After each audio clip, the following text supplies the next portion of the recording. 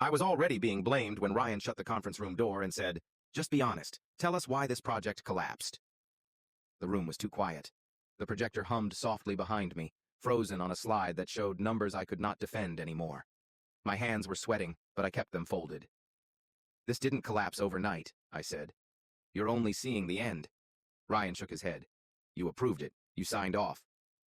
Across the table, Sarah stared at the screen like it might suddenly explain everything for her. Daniel was standing near the window, arms crossed, jaw tight. No one sat down. An hour earlier, we were celebrating, coffee cups raised, jokes about finally being ahead of schedule. I remember thinking how good it felt to win without slowing down. Then the client email came in. Subject line: immediate review required. Within minutes, our work was being questioned. Data gaps, incomplete testing, risks we had promised were handled. The praise disappeared instantly. Ryan looked straight at me. "You were leading this," he said. "How did this get past you?" I didn't answer right away, because the truth sounded worse than the accusation. The silence stretched until Sarah finally spoke. "If something went wrong, just say it." I took a breath. I knew it wasn't ready. The room shifted.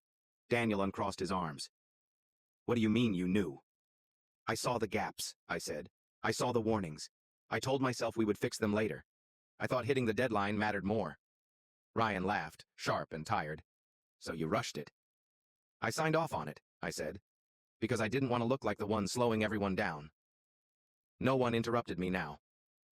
"When it failed," I continued, "it wasn't the system that broke first. It was trust." The meeting ended without shouting. Somehow that made it worse. By the end of the week, I was removed from the project. 2 weeks later, I was let go. No dramatic exit, just a quiet walkout with a box and a signature. The hardest part came after.